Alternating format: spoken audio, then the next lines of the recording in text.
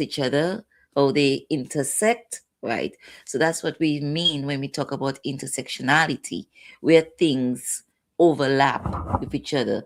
Or when you're doing a Venn diagram, right, the overlapping things in that section. I can't remember what's calling it. Sorry, Mrs. Christian. But those in those loops that overlap everything. That's what they call intersectionality. Overlapping of different topics. All right.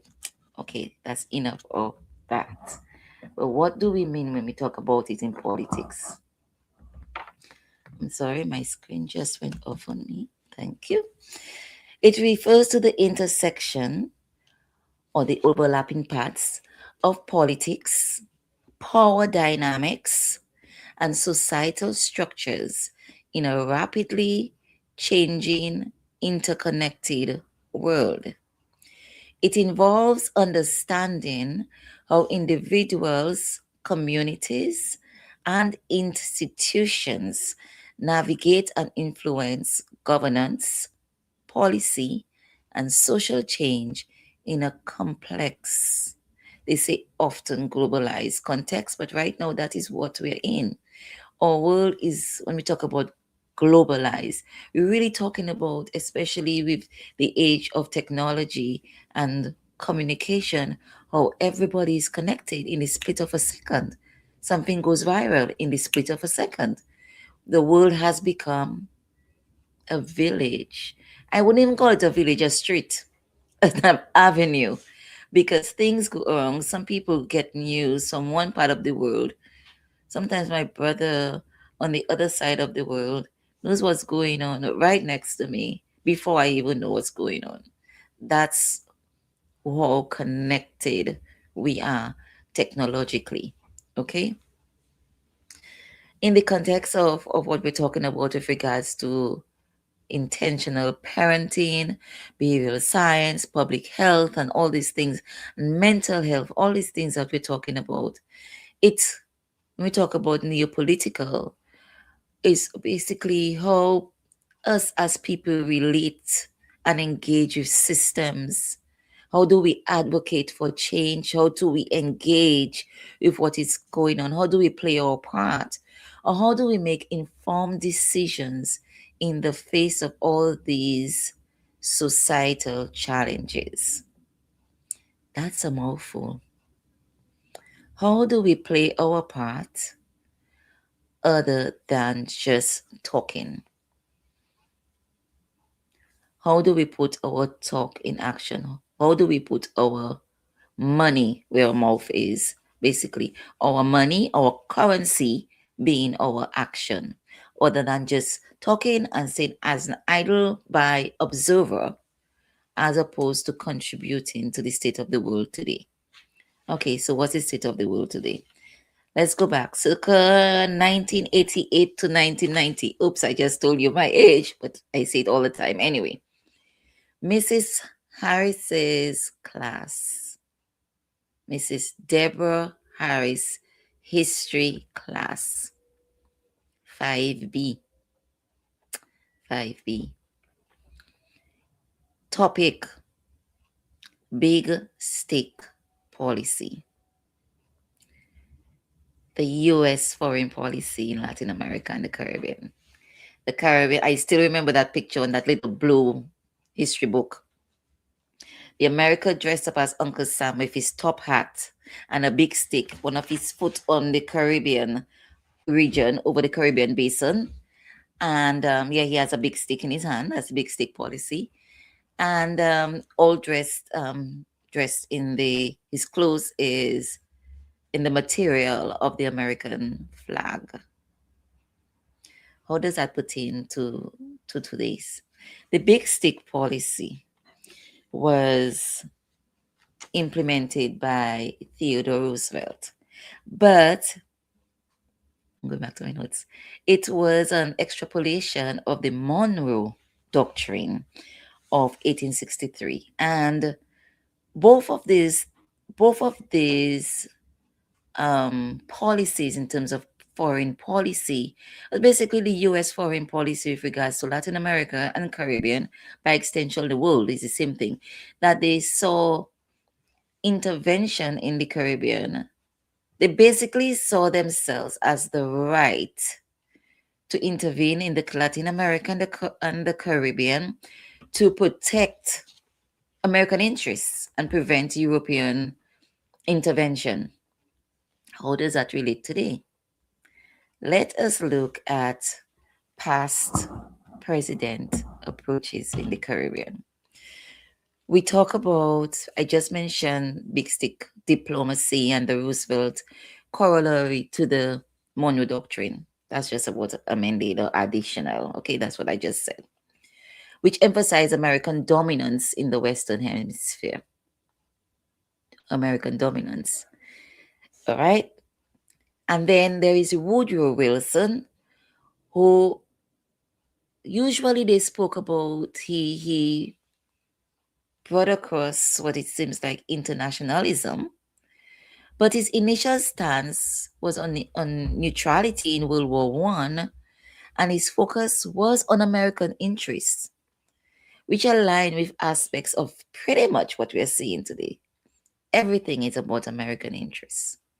James Monroe, when we talk about the Monroe Doctrine, 1863, he warned European powers against interfering in the Americas. And it's a foundational element of US foreign policy today, the America First policy, particularly in relation to Venezuela. And we speak about going all the way back to George Washington. Even in his farewell address, he emphasized avoiding entanglements and prioritizing American interests, which is pretty much echoing the kind of isolationist tendencies we see today in the foreign policies. Am I speaking about or taking a side with regards to American policies or what America is doing? No. I'm speaking with regards to facts, what's going on right now, American policies as it impacts us as global citizens, as well as what do we know about what's going on? You know, the Bible says everything has happened under the sun already. Everything, Ecclesiasticus 1, verse 9. Everything has happened. As we should say, let me quote it properly. There is nothing new under the sun. It has happened before. And if we do not know our history, we tend to give opinions that are haphazard, that are in the wind, and not foundational. So I decided to share a little history, to share what has been happening in our Caribbean, in Latin America, and even going back a couple years in the 80s, and 1983, where in Grenada, where Maurice Bishop, there was this coup, and Maurice Bishop was executed. Okay, and then what happened? Our Prime Minister at the time, the Iron Lady Mary Virginia Charles, collaborated with President Reagan to come in to stabilize the Caribbean and prevent what? Socialist tendencies towards Cuba. Socialist tendencies to prevent Cuba and Russia from coming into the Grenada, because he said Maurice Bishop was a socialist. And if I relate that to what's going on right now in New York City with our new mayor, Mamdani, he calls himself a democratic socialist. And there's a lot of backlash with regards to that. But it is again, nothing is new under the sun. When we speak of what is going on with all of that too, when we look at Cuba, we look at Venezuela, we look at Panama, because also the same thing happened to the president, Manuel, oh my goodness, I forgot his last name, who was this, America did the same thing. You see, it's a narrative. And we do that in our everyday lives as well. We tend to gaslight each other we say things about people. After a while, we believe it's true. When rumor goes around on something, we do not fact check it. We go around spreading it without fact checking it, and then it becomes in it takes on its own life. It becomes its own reality. We believe it, and then we take action on it, which is what happened. The narrative was spread with regards to Venezuela. It was established as truth and served as justification for going into Venezuela. What's my stance on Venezuela? I'll keep my political views on that. However, many people have said, international observers have said that also the Marcos wasn't rightfully the president because he did not win the election. Albeit, does that give anybody the right to storm into a sovereign country? It is a sovereign state. But how do we deal with things like that when they do occur? Sovereign state, dictatorship. Question mark. Are they drug lords?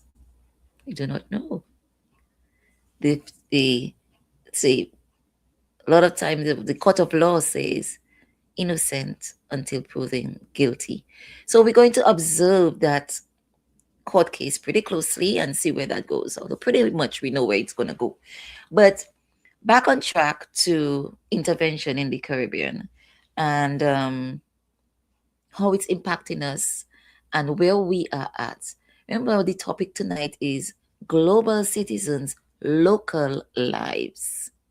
Local lives, wherever you are in the world watching tonight, whether it's on Facebook Live, TDN Network 1, on YouTube, or you are looking at us on Instagram or SBE Radio Canada.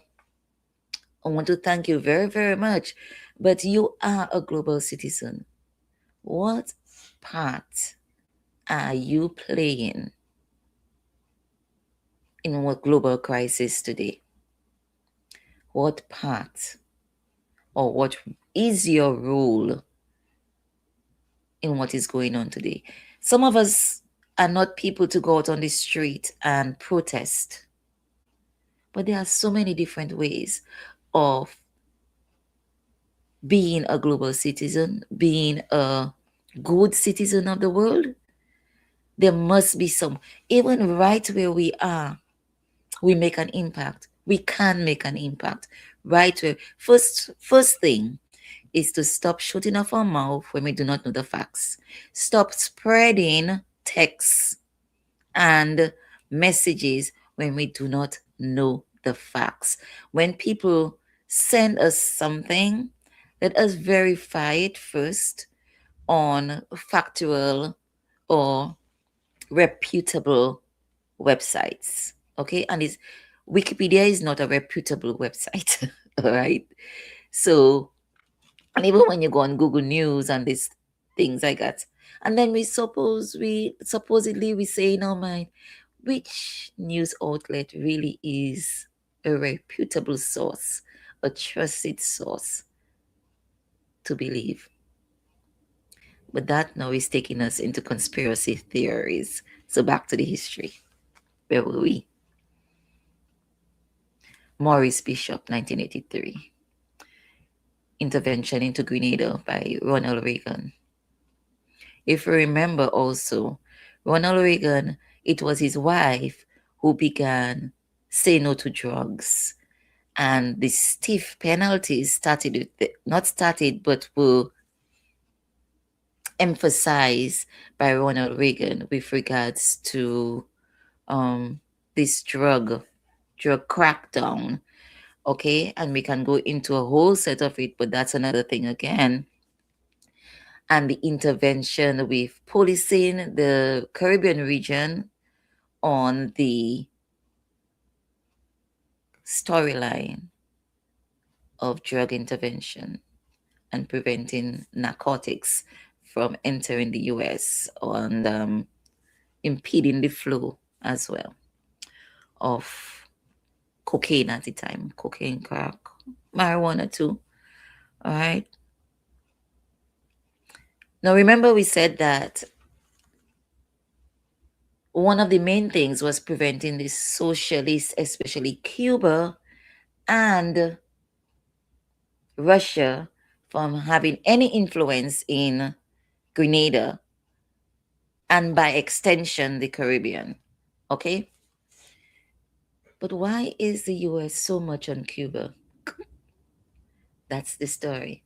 Even though Trump has threatened Cuba, and not only Cuba, we have Greenland, we have Canada being made into the 51st state, we have Colombia, threatened Colombia.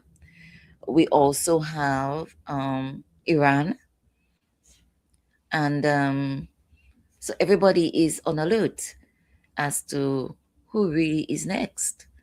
You know, there was talk also about taking back the Panama Canal. So what is it? Noriega, I got the name, Noriega. Yeah, it just comes. Um, the what? Where do we stop? Where does it start? That's where we have to go back to. Every beginning has an ending, and every ending has a beginning, and it's just a cycle. So the Cuba situation, because now it's still linked to the Cuba situation, because it is being said now that Marco Rubio said that it is Cuba, either he or Vance, one of them, sorry. It is Cuba who has the influence on Venezuela. They do have a collaboration. Is it Venezuela with influence on Cuba? Cuba with influence on Venezuela? We wouldn't know. Russia is also in entanglements with Venezuela. Now, Cuba is being threatened. And sometimes I wonder if the Cuban Americans also know their history, because they're saying Cuba next. What's the history of Cuba? We have Castro being the famous quote unquote dictator of Cuba. Why did Castro end up leading Cuba into communism?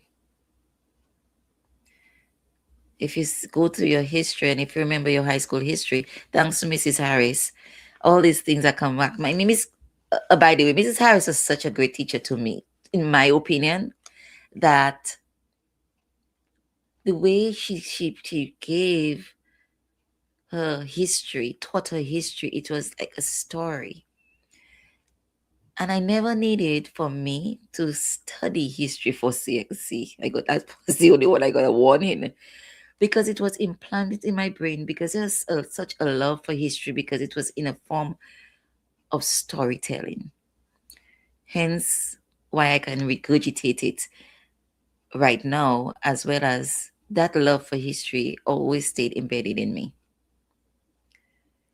So with all those years before, I'm not going into detail, and that's just a little introduction for you to do your research.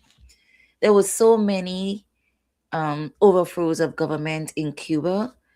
Eventually, they were put in by the American government. Therefore, that's where the term now came in as puppet presidents, because you know what a puppet is. A puppeteer pulls the strings and pull the right one, the right hand goes up, pull the other one, the other hand goes up, pull the strings for the legs or pull the strings for the head, and it goes up. You do not make the decisions for yourself. They are made for you, and you're just as a ceremonial figurehead to carry out the interests of the colonizer or the imperialistic government that you serve.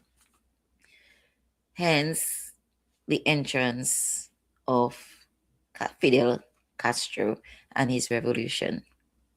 Mind you, on the successful win of Fidel, who was the first government he turned to? Hence, guess who? The United States of America. Did you know that?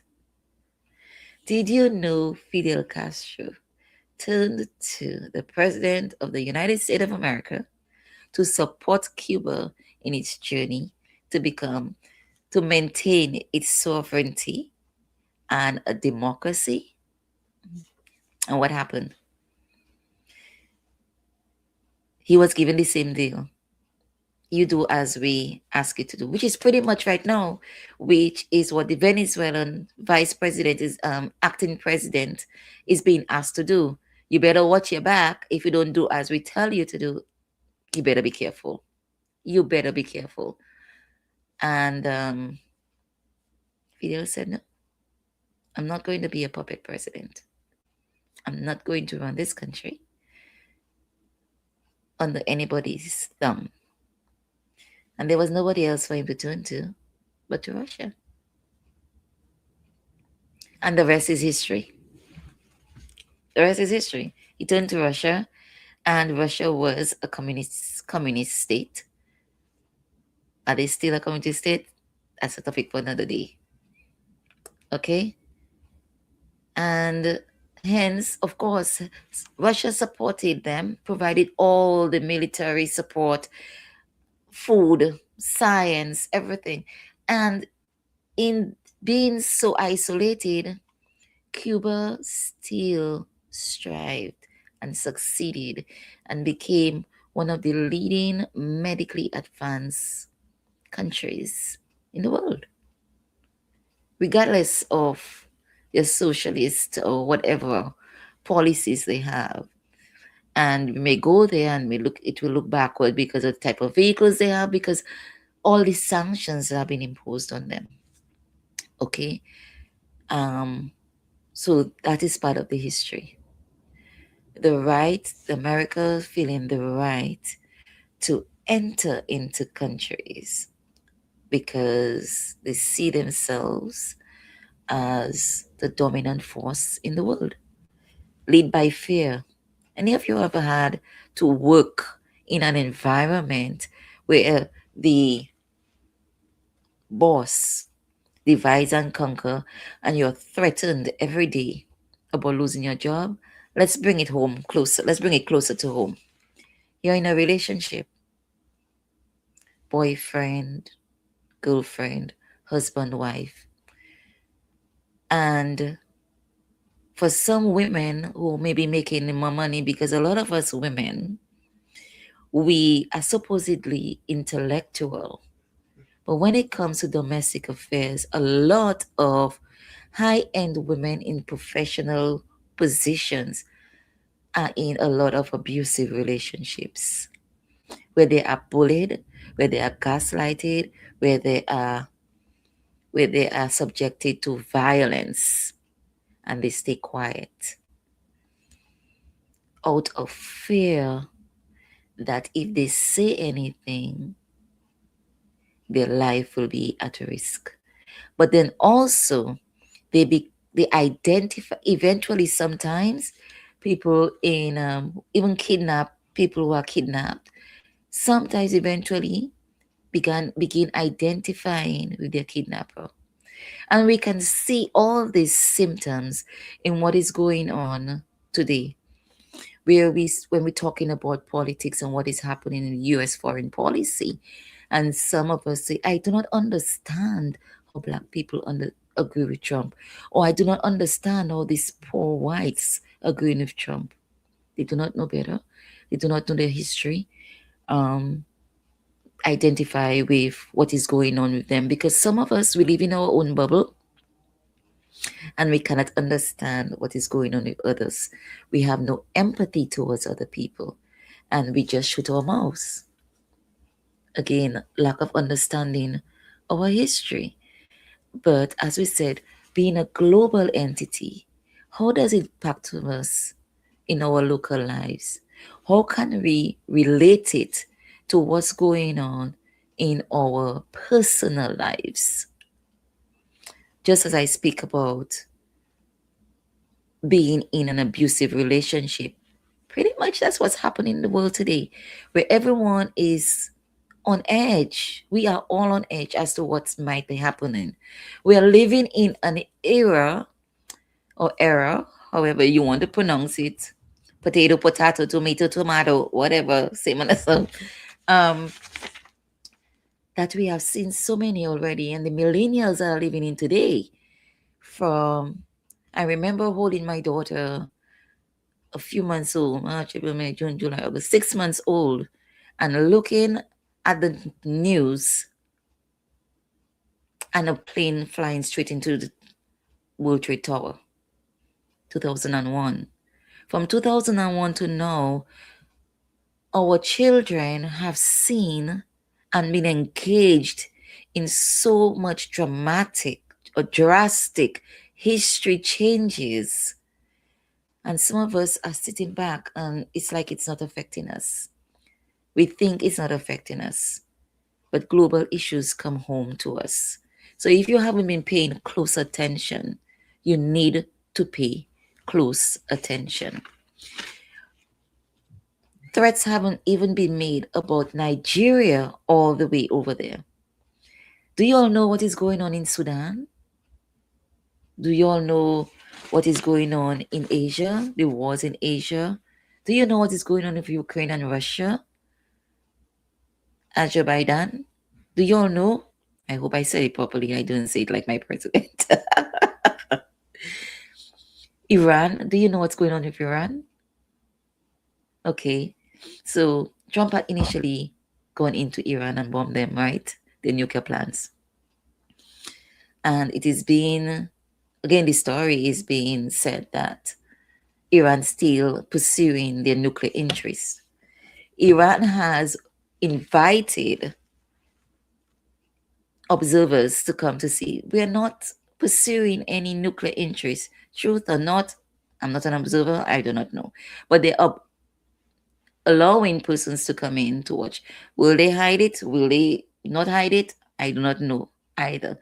What I do know, according to the news and facts, they have invited observers.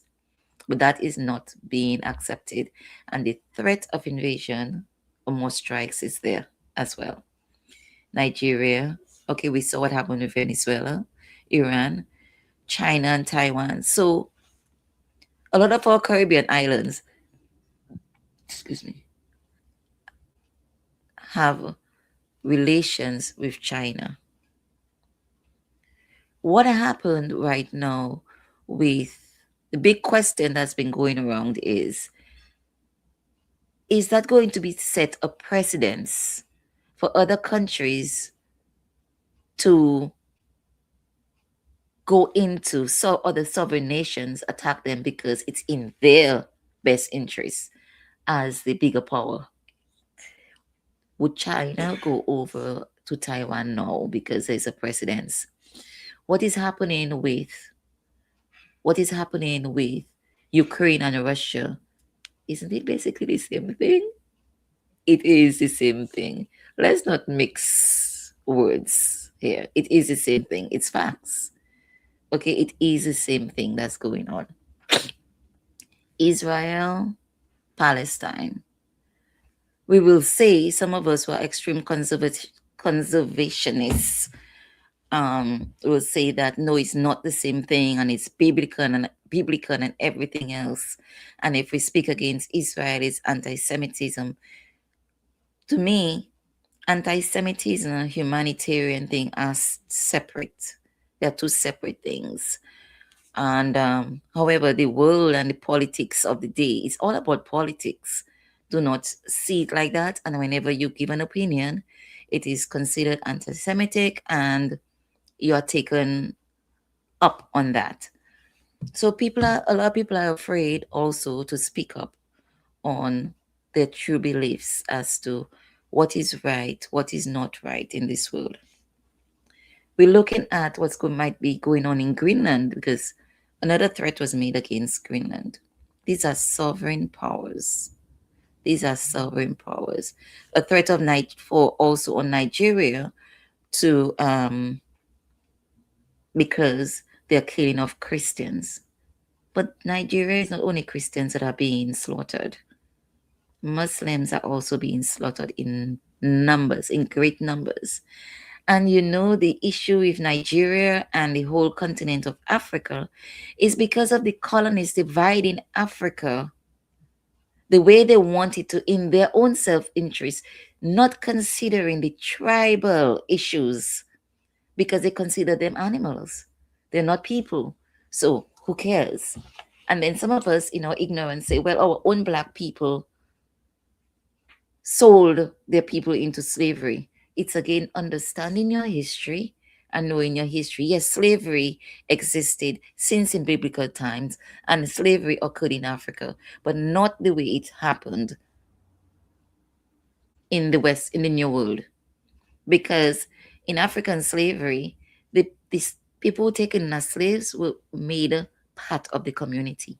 But then again, that's a different history for a different time. But my whole thing is everything, all world history is entangled with each other.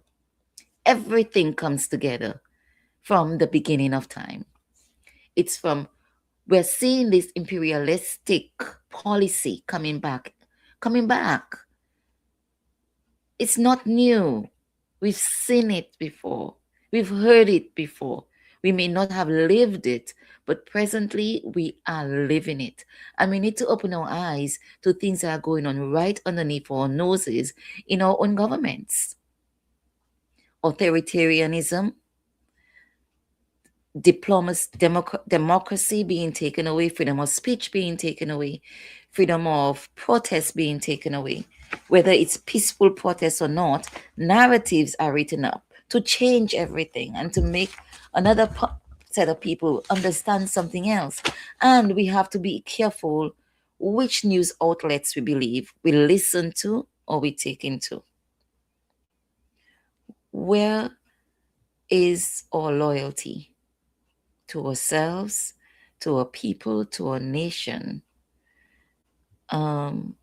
Which famous president said, was it JFK? I may be wrong, but he said, it's not what your country can do for you, but it's what you can do for your country. And being global citizens, let us now extrapolate that. It's not what the world can do for us, but what we can do in our own little part to contribute to the unification of our world, to contribute to the unification of our little space in which we are living in, as well as to our communities, our countries. Peace starts with us, no matter how small.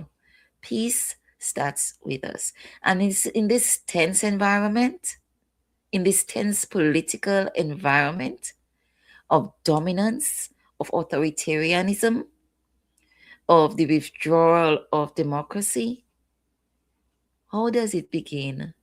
Peace begin with you. We are such partisan, politically tense people. Religion and party, we are so clouded by these two things. And unfortunately, these are the two things that are destroying the world: religion and politics. But we need to be able to rise above religion and politics and hold on, lock arms with our neighbor, because it's all of us who are feeling the heat. When we were growing up in doing American history, it was history. It was like a story. It was a storybook. It was a storybook. These are the things that happened in the past. Not understanding at the time, the NAFTA agreement and all these things were going on, and free trade agreements were going on. But we didn't understand also that the young parts of us didn't understand also this was also history making. Because if we look at the trade agreements also that's being compromised, it's all these trade agreements and currency and blocks, right? All the protests going on in Iran right now is about their currency diving. Okay, I'm a conspiratorialist. Oh my goodness. Conspiracy theorist. I can be. All right. Because I have my own beliefs. And all of a sudden the Iran currency docking. Come on, let us think. In one weekend, the currency took a dive, a great dive, and the people now are protesting, and how many people now have been killed because the government is taking a stance. Is it right how they're taking a stance? Is it not right? How do people protest? How do people speak up? How do people have a voice? So there is so much going on in our world. There is so much crisis going on. How do we, within ourselves, how do we help our children navigate through that? How do we help our families navigate through this violence, this tension, this level of uncertainty, this extremism that's going on with immigration? I mean, the Israelites traveled the desert for 40 days and 40 years. Isn't that migration? The mass migration? It was migration. Oh, the Bible speaks of so much of migration if we have to take it on a religious aspect. People migrate every day, either for family, to pursue a better life for them and their family.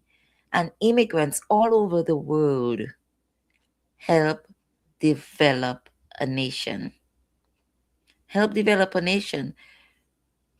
How it is done is another question because there can be a lot of corruption in a lot of processes. But immigrants are the footstool, are the cornerstone of any economy. Of any economy. Look at our country in Dominica. When I was talking earlier on, talking about being global citizens and empathy and tolerance, we have a lot of Haitians coming to Dominica. And I have heard personally people speak badly of the Haitians. Or they think they can come and take over our country. The Chinese as well, when they came, still has a phobia when it comes to immigrants, speaking out negatively about these cultures. There are jobs that these people will do that Dominicans will never do, and that's the facts about the matter. Just like America, just like in any other country in the world, immigrants do the work that the nationals do not do and help the thriving and success of the economy. So why is there such a phobia? Why do we hate people coming into our countries? Why do we feel so threatened by other people coming into and mixing with our cultures? Because if we look at what is happening in America, in our own little countries and niches, we're not very far from it. If we sit down and we listen to our own conversations in private, some of us have a hatred, a grave hatred for people coming into our country. And these wars and intervention on a larger scale, we may want to talk about it. But what about in our own backyards, in our own little communities, in our churches, when we have all these cliques fighting against each other, and who do they think they are coming to our church and telling us what to do and creating little cliques to overthrow people or feel that you have a right. We feel entitled to certain things and to certain areas and certain jobs. An entitlement, a narcissistic personality that we believe that we have a right to. So when we're talking about Trump, we need to look within our own selves. I am not supporting Trump. I'm not saying I'm for Trump. I'm not saying I'm not for Trump. I am bringing it down to who are we in our own little lives by creating peace in our own little niches, in eliminating the level of uncertainty that's going on. Have we asked our children if they are aware of what's going on because it's affecting them? Dominica is on the blacklist to come to America. Okay? And it's not only America. UK implemented that not too long ago, that we had to start getting visas to go to the UK. All right? Because the CBI program came up as questionable as well. And it, not only the UK, the EU is also going into looking at countries with CBI programs. And but with the extent to which the America has gone into right now, our young people will be affected through scholarships, internships, business people going up for training, as well as professional development, furthering of educational opportunities and expertise, so they can take it back home to now further our own little countries. There are great implications. It's not only about um, we don't love the US. Why do we need to love the US so much? We shouldn't care about this. We should care about this, because it's not only about families coming back, being connected again together. It's not only about leaving your countries and thinking America is a greener pasture. Believe me, it's not a greener pasture. There may be a lot more opportunities, yes, but everybody here is working hard. Some people are working 2, 3 jobs. So some people who believe America, everybody in America have green dollars. No, my dear. Everybody here working hard for the quarters and the $1 that they're making it, that they're making. Okay. So when somebody comes home and you say, what you bring for me now, you're not giving me only a 5 US you're giving me, then the people are here working hard under all this stress that's going on in the environment for their $1. The begging mentality, we need to stop that. Because especially in this neopolitical environment and stress environment that everybody is fearful of, we need to respect people, respect each other, respect their hard work to support their family and send stuff home for their family, which right now may be becoming even more difficult to send money back home. All right. So it's all those areas in which the administrative policies that are changing under this administration, foreign policy, we need to look at it very closely, because it hits very, very close to home.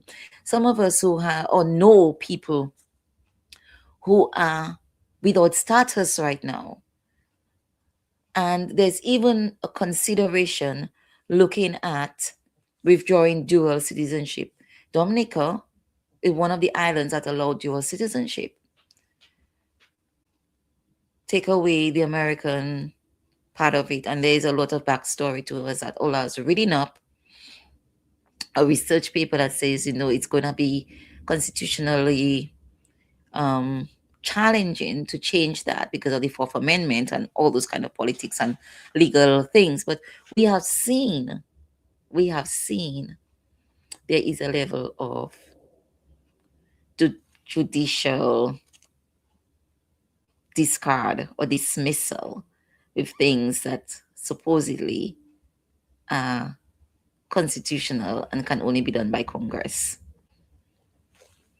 Birthright citizenship is right now in the courts.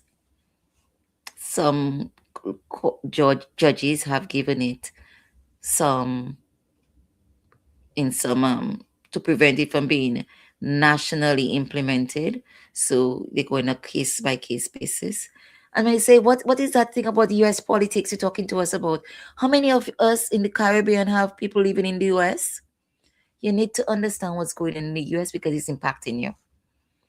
It's impacting our governments, because all of this is diplomacy, politics, not so much diplomacy, but you know what I'm talking about. It is impacting the global. Anything America does is going to impact us. Our children are on Instagram and on YouTube, and that is where they get their news. Where do you get your news? In one place. You need to follow what your children are following so that you may be able to understand and have informed conversations with them about how they're feeling about certain things. Some of our children, our students, had scholarships, had already received acceptances into US colleges. They cannot go. It's impacting us. Where does that leave them?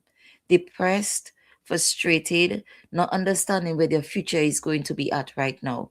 Have you had conversations with your children, with the wards in under your care, of what is going on, or how are we going to guide our children through these times?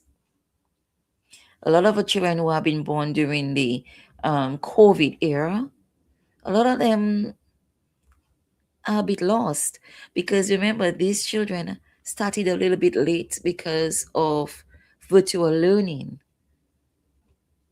They are still growing out of that. They are behind to a certain extent. We need to understand that children and young people, they are people too. They have feelings, they have thoughts, they have understanding, they have their own minds. The same way that you're feeling about certain situations is the same way that they are feeling. I know, understand, tonight we're having a very, very in-depth and intense and heavy conversation with regards to what's going on in the state of the world and how does that pertain to us. But we're going to take a break and we'll come back. And I would really like, during this break, write down 3 points of where you are at being a global citizen, and how are you making your impact right where you are. Whether it's a boycott, whether it's a silent protest, or whether you're writing a letter to your pal rep or to your senators, or something that shows that you are playing your part. In little things as to researching something before you forward it. What is your role in the global crisis in bringing it home to you? We're going to be taking a break and we'll be right back. Stay tuned. Thank you again for giving us your time. Stay tuned with us.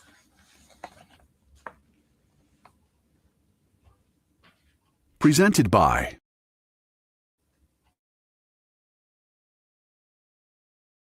Running a radio station shouldn't be chaos. It should be simple, smart, and professional. With Joan Premium, your entire week schedule is beautifully organized and easy to manage.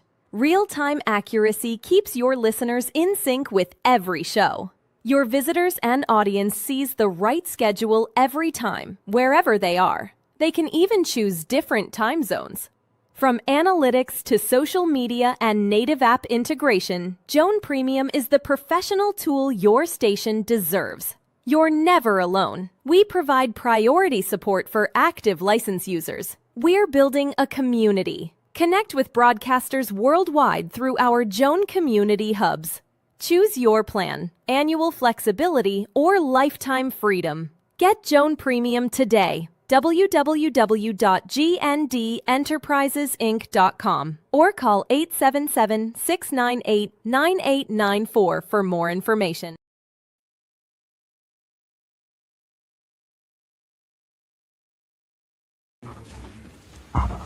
Thank you for being right back with us.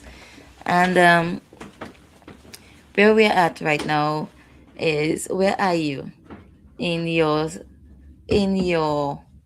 role in making your own niche more a peaceful place, and understanding your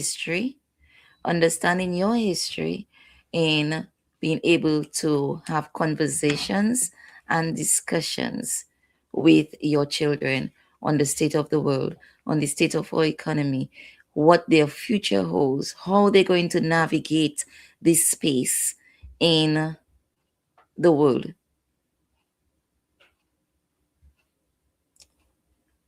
Why did I stop? Because I was just thinking, I'm not a political person. I don't engage in politics. But when we look at this conversation, these are the facts that's going on in the world. It's not about any political point of view. It is looking at the facts of what is going on in the world, understanding it, and seeing how you make How do you deal with your own, the situation that's going on in the world, and how you manage it? Because there are a lot of anxiety going on, because according to the UNHCR, okay, in terms of, I will get it for you, talking about refugees in the world, the global refugee situation is at 36.4 million worldwide as of 2025. Asylum seekers are 8.4 million. Internally displaced people, 73.5 million. Stateless people, 4.4 million. Now, is this far from home? We spoke about Haiti. We just spoke about the Haitians. Haitians cannot come back to America. They are banned, totally banned. But in all the places that I spoke of, there are displaced people moving from these war zones into countries that they hopefully will give them more stability. Is this politics? Is this talking about empathy and compassion as a people? Because we think of all these people going to these other countries, and a lot of countries are thinking their borders. Okay, right now, Colombia and all the other Latin American countries are moving onto along their borders because they're afraid that Venezuelans will start moving into the other countries because out of fear and seeking refugee status. Okay, stateless people. A lot of people do not have passports and stuff like that. They end up into another country without passports.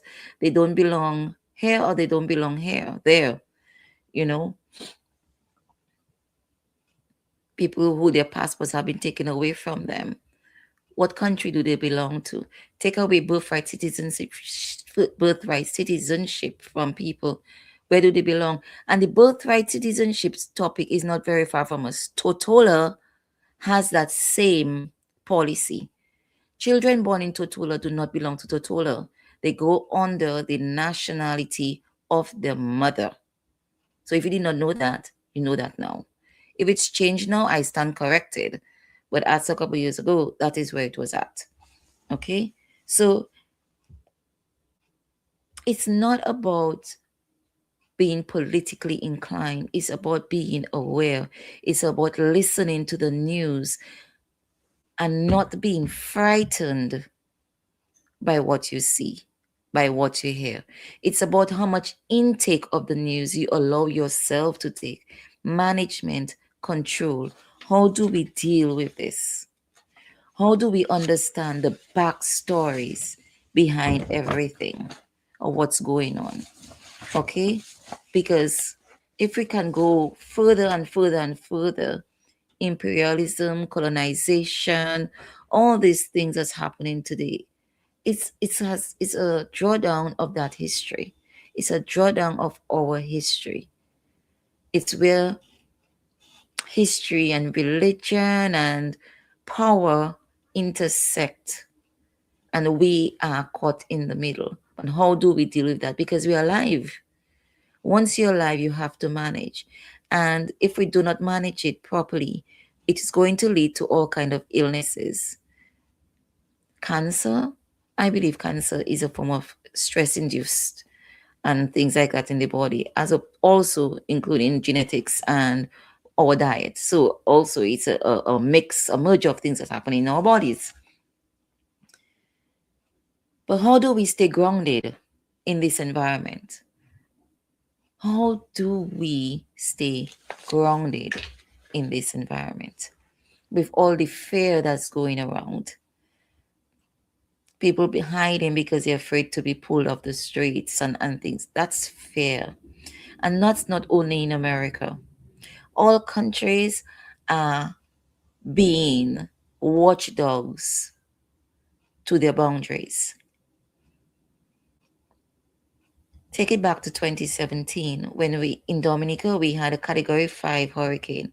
Moved from category 2 to category 5 in a matter of an hour. Can we remember the devastation our country faced? Can we remember it? Sometimes it's easy for us to forget. That devastation took me 6 years to get over. For some of us who stayed in Dominica, we do not understand the trauma of being displaced. Do you understand what being displaced is? Even being displaced locally, you move from your house and then you have to go live with somebody else. Some of us had to leave, we left home and we went abroad. It wasn't easier. Some had to leave from house to house to house because you know how some of us are. 2 weeks can give you the world. After 2 weeks, you need to go about your business. Fed up. Displacement is traumatic. Displacement and trauma, it's a whole devil by itself. Okay? How do we as a people be empathetic and show compassion to people who are going through the uncertainty of anxiety, of stress, which going to manifest as illnesses? Mental health. People will have mental health breakdowns because now they are seeing a source of income being reduced. How am I going to take care of my children? How am I going to take care of my family? The young people can no longer go to further their education. How are we dealing with that? How are we managing that? What is the plan of action to sit and have real conversations with our children, healthy conversations, giving them a chance to speak, to express what is going on within their minds, the confusion and the chaos that's going on within them? You need to sit down and have conversations. You do not know where to start? Start with a letter. I always advocate letter writing to families. Say what's in your heart. Speak to them, okay? Simple question, open questions. What do you think of what's going on today? How do you think about that? Or simple, um, what's trending on Instagram? What's trending on TikTok with regards to the state of the world? They will tell you. You will be surprised as to what your children know that you do not know. The amount of information that's out there. I wouldn't recommend to spend 3, 4, 5 hours every minute checking into news and things like that, what's going on today. But it's all part of it. It's all part of it. Let us be mindful and to begin having rituals in our lives where we can safeguard our minds and safeguard our spirit. And there's a part in the Bible that says to guard our hearts, because from there lies the well springs of life. Guarding our hearts is only not about romantic relationships. Guarding our hearts as well as guarding our minds talks about putting on the armor of God. And all of that is helping us to protect ourselves and to protect our children intentionally, protect our communities intentionally, about moving forward in this chaotic world. It's a very difficult time.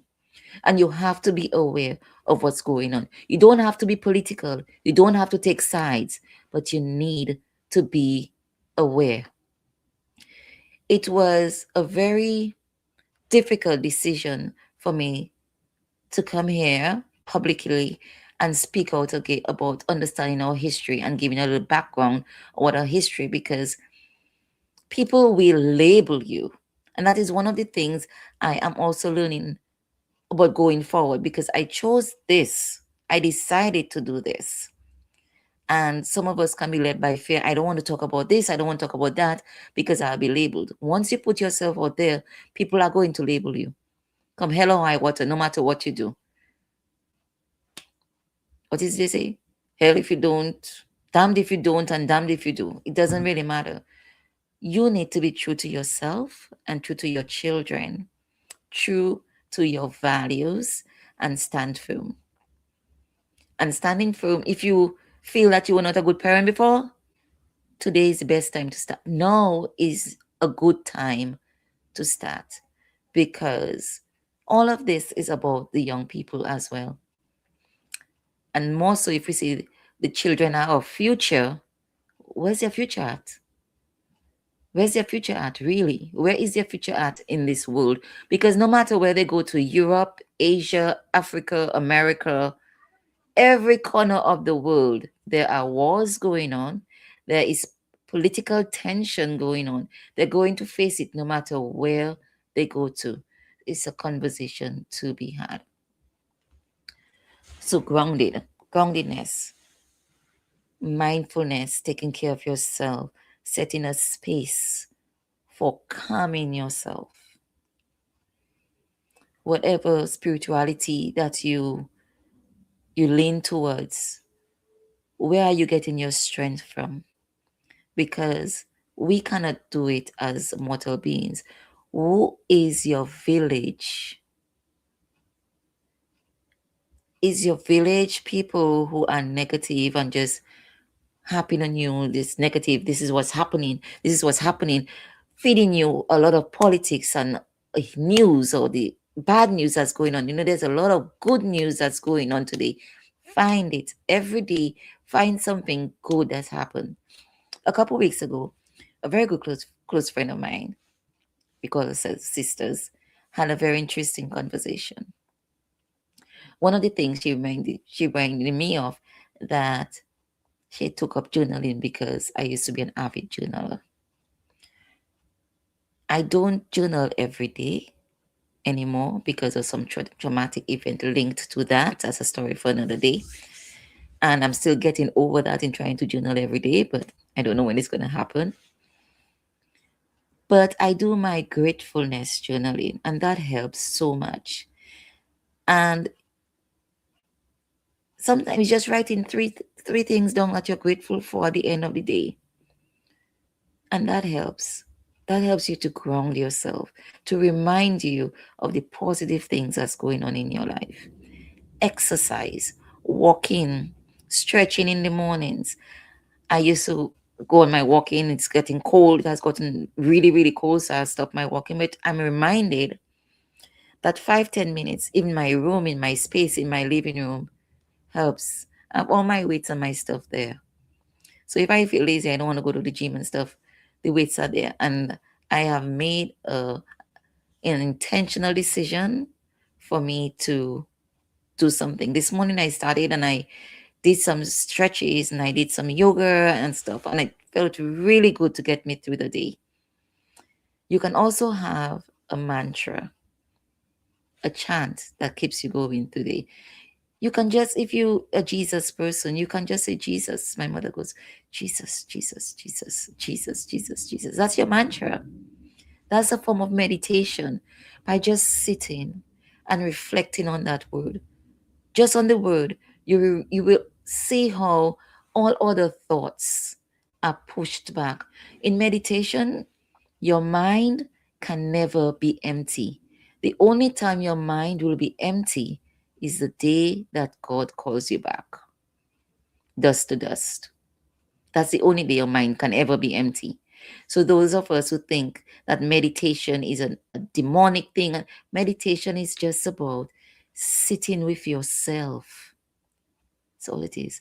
Sitting with yourself, going internal, reflecting and relaxing your body, your mind, your muscles, and just allowing yourself to sit. If you have to observe yourself right now, observe your legs, even sitting on or lying on the chair, wherever that you are right now, I'm sure you can pinpoint the level of tension. Are you tightening your legs and stuff like when you're sitting down on your chair? Or you're just relaxing into the chair? That's all the chair was made for. Relax into it. Relax your shoulders. 2 weeks ago, I realized I was doing something. I realized that I was doing that a lot. And I was grinding my teeth. I've never done that before. I don't feel stress. But apparently there is some subconscious stress going on there. And every so often I caught myself and I relaxed my eyes. I relaxed my jaw. You need to take a level of awareness of what's going on within you.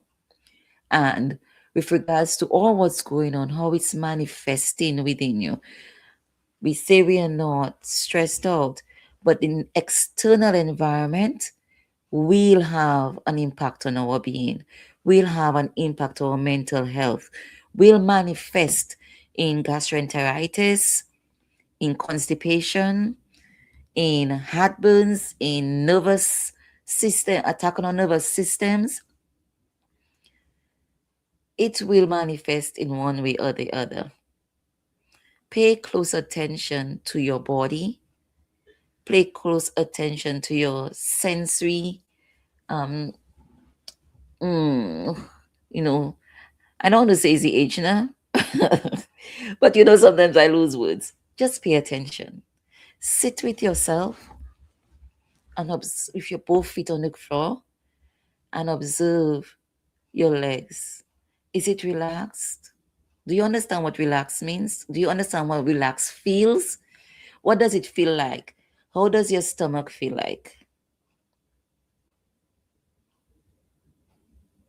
How does your mind feel like? Good night, Cheryl. Thank you for joining us.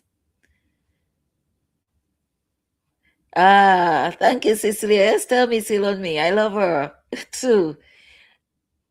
Subsets. Oh my goodness. Thank you, Cecilia. Subsets. Yes. Thanks for listening. We're talking about Venn diagrams and intersectionality. Subsets. Thank you. Mrs. Christian will be embarrassed by me as well in a fourth form class and fifth form math. But it's all that you see. That's part of my village, allowing me to laugh. Engaging a sense of humor, being able to laugh at yourself and don't take life so seriously. Don't take life so seriously. I have a girlfriend. Oh my god, I love this girl so much. She one time she told me, I have a thing I do every couple of years. I give my inner circle a book to write their truth about what they feel about me. That's not standing out my friends. It's about my self development, positive criticism. Where can I develop? Where can I get better? Because sometimes we think we are good at something, but that's us telling our own selves our own narrative.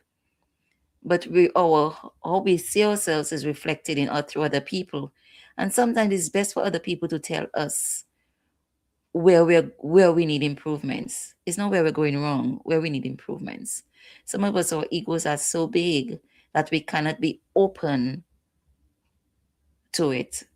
We need to sit down, put a padlock, and listen. Because all that helps us to be grounded within ourselves, and to be more aware of who we are and who we project to the world. Who we project to the world. Because sometimes what we believe we're projecting is not that at all. All right. So we need to be able to stomach. If you're feeling, because sometimes when we're nervous and anxious, we feel it within our stomachs. Some people feel it here. So, in grounding, take yourself to the spa. Treat yourself. Buy an ice cream. It's fine. However you do it. Treat yourself once a month. Give yourself a day of the week where you shut off all devices. Stay off the internet. Do a me day. Go hiking, go to the park, sit down by yourself, learn to sit in aloneness. Aloneness is not loneliness.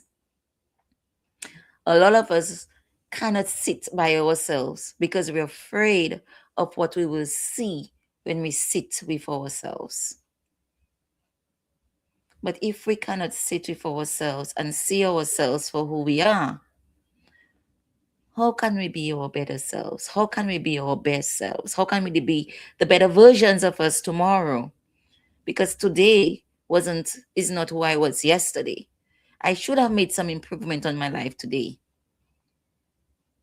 What is it I'm better at today?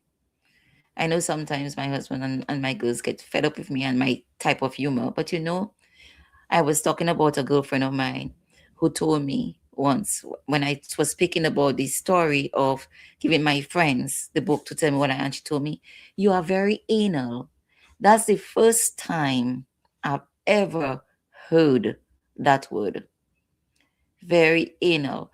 Now, if we relate it to what anal means, anal is the bum, right? Oh, where our poop come from? You know how tight that is? Was supposed to be, huh? Right. That is someone who takes lives and take themselves so serious that cannot relax and enjoy life. Okay, ANAL, look up the meaning and evaluate yourself on a scale of 1 to 10 where you are at on that scale. I was past a 10 on the 10 scale. And I believe that's where my journey started as well, in being more reflective, in being present in the now, because that is all we have, the now. And I later on in life, when I got more involved in wellness and holistics and yoga and mindfulness, I became more aware of being present, of taking myself less seriously. And then when I had to, really parent the girls by myself, well, dominated by myself, but of course I had my village. I had to learn strategies on parenting without the anger, on parenting with patience, on parenting with compassion, and therefore development of humorous and creative ways in disciplining for my protection of my mental health, as well as protecting my space.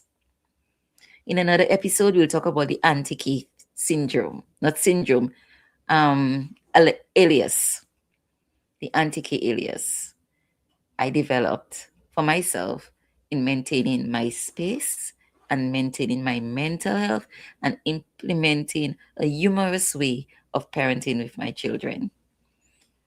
All right. So, grounding. Since we have 10 minutes to go, I'm going to go over, but it is to ground, and we'll go into a relaxation exercise on the last 5 minutes, because it doesn't have to be a long time. It can be 2 minutes, it can be 3 minutes, it can be 4 minutes, it can be 5 minutes. For those of us who practice it all the time, we can do an hour, we can do 2 hours, but that is growth on your own time, in your own space. 5 minutes maximum, sometimes all you need. Okay, so first, develop your village. If you do not have a village, start writing down who you would like to be. And then who would you like to be? That's the characteristics of people you look for, in that characteristics you look for in people to surround yourself with. Okay? By association, you will learn to develop those characteristics and those traits yourself. So first of all, your village. Second of all, your rituals. What time do you spend with yourself? What's your ritual in your morning, or what's your ritual at evening time? My ritual, I come home, I still have to be working on it because I stopped for a while and I've been working, clean up my space, tidy up my space to get back to that. Come home, I have my own special place for me to sit, relax, my books, my meditation books, or whatever books. I started reading again, and I have my things that calm me. I stones. Oh, my stones. I showed you all my stones. I have my stones. Different stones represent different things for me. Some people have the rosary, they mustn't have their beads. Whatever works for them. I hold my stones. I have different stones to remind me in different situations, how to be in different situations. Okay. So whatever works for you, develop your ritual. You're calming. I have a cousin who does some intimate thing with herself, her whole ritual about her showering and her oiling of herself and stuff. That's her time once a week. Go to the spa. Schedule it in. If you do not schedule things in, they're not going to happen. Make it part of your life plan.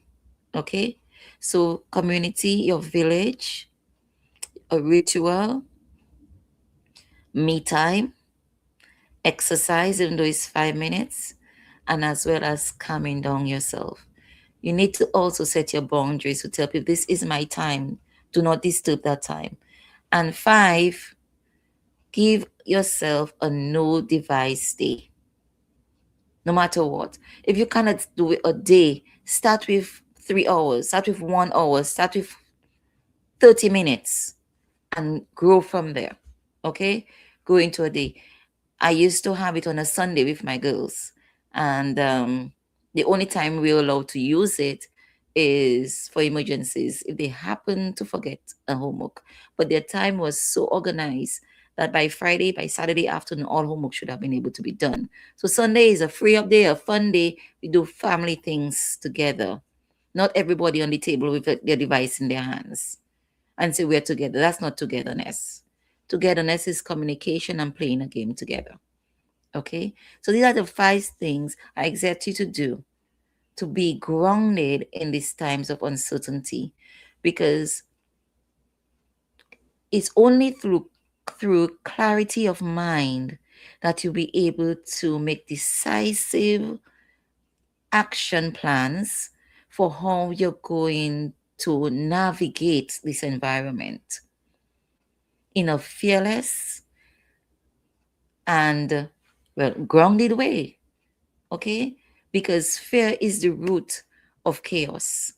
And if you're fearful and taking in a lot of negativity, it's going to manifest somewhere. It's going to manifest. All right? So I'm going to say it again. Your village by association. Who do I want to be? Surround yourself with people with these characteristics. Your rituals, your me time, your space. Okay? Even though it's 5 minutes of thinking, and exercise and no device days or moments. Okay? No device moments and groundings. So the me time, the 5 minutes I was telling you about, we have 5 minutes to go. And the week I'm going to show you what it is or how we go into a mindful space to help us to be grounded. Okay? And relax all this tension and stress in our neck and our bodies and our legs. Okay? So I'm going to ring a bell. I'm going to ask you to sit back in your chair, wherever you are at. Sit back in your chair. You can do crisscross applesauce like the children. You just make yourself comfortable, whatever makes you comfortable. You can stay lying on your bed, on your couch, but just make sure you're comfortable. Okay? And just sit into your whatever it is that you're on the floor, on the couch, sitting or lying on your bed. You can put your feet up. You can put your feet straight, grounded on the floor. You can rest your hands flat down on your knees.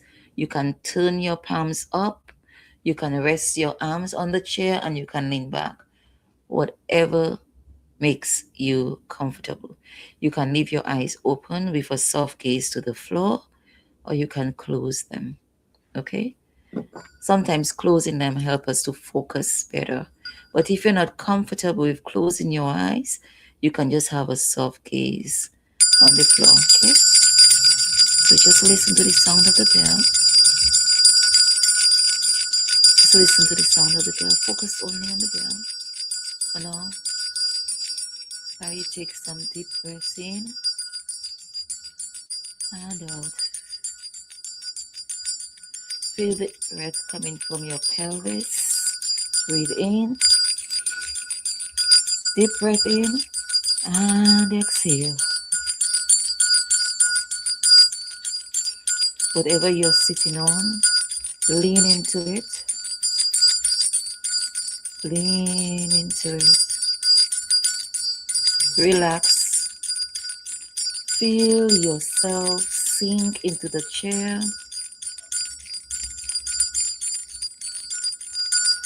Feel your feet grounded on the floor or in the chair where you are lying in the bed.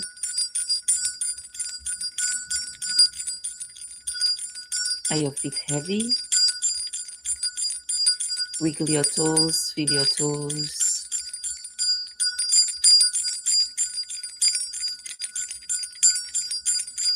Just listen to the sound of the bell or the sound of my voice.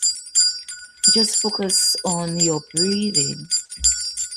Breathe in, pull it deeply, and exhale. You can use a word that works for you and focus on the word. If you want to use Jesus, you can say Jesus. Exhale on that. You want to use Yahweh, you can breathe in on Yah, exhale on Weh. So you can try that deep breath from the bottom of your pelvis. Yah, Weh, breathe it out. Okay? Just breathe and relax. Relax your arms. Just let your arms loose onto your thigh, onto your bed, onto the arm of your chair. Feel your breath sit and sink into the chair. Breathe deeply in. Exhale.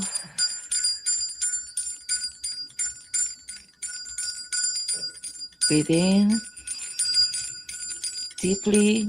Feel it go all up your chest. And exhale.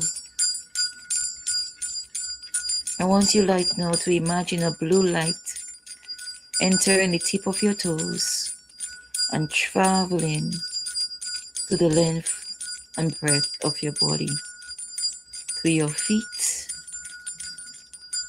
to your calves. So now it's passing through your knees,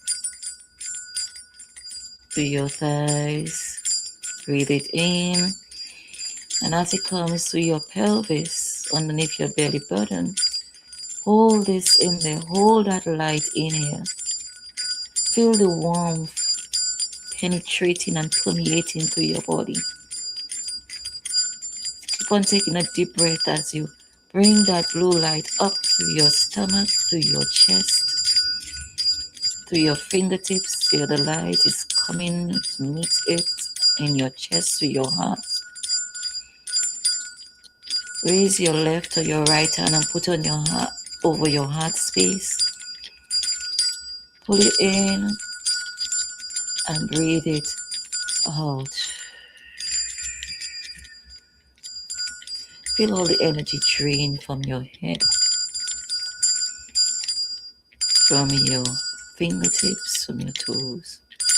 And you're feeling relaxed and you're feeling love. Stay there for a second. Breathing casually in and out. Relaxing your shoulder, relaxing yourself.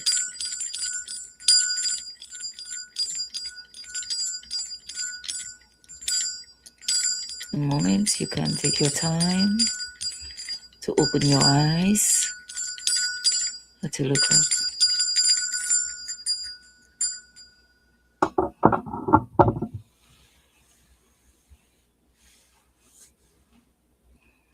I hope that helped serve you in grounding you and giving you an example of how you can ground yourself. Song therapy helps a lot. Play some music and dance. That's also a way in grounding yourself. You don't need to go to a party, you can dance by yourself. And on that note, I'm going to bid you farewell. Remember, it's only you to take care of yourself. And only you that can do it for yourself. So I challenge you for this week to go out and take care of yourself. because the world out here is very, very tense and chaotic. Speak to your kids and have a good night and a good week. Thank you for joining us. Thank you for spending your hour with us. We appreciate it. And tell your friends, next week we have another great program for you on one of our young authors in our book club. So see you again and looking forward to seeing you next week. I want to thank TDN again for helping us to produce this program to bring to you in bridging gaps between our generations. I'm Kathy Robinson Sayan, signing out on the Youth Effect. Good night.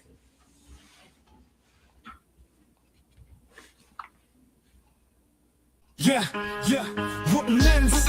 We back with another one for the youths in them. Yeah, young, brilliant minds, future in sight. Got the power to make change, make the world ignite. Let nobody say you can't achieve. Your dreams are seeds, sow and just watch them grow. But you gotta believe in the youth effect. We're raising up the youth effect. Can't hold us down. The youth effect, we breaking ground. The youth effect, they gonna hear us roar. Educate, we get the key, unlock the potential. A lesson every day, knowledge essential. Standing tall, walking proud, let your voice be heard. Unite together as one, spread the love with every word. The youth effect, we're raising up. The youth effect, can't hold us down. The youth effect, we breaking ground. The youth effect, they gonna hear us roar. Educate, we get the key, unlock the potential. A lesson every day, knowledge essential. Standing tall, walking proud, let your voice be heard. Unite together as one, spread the love with every word. The youth effect,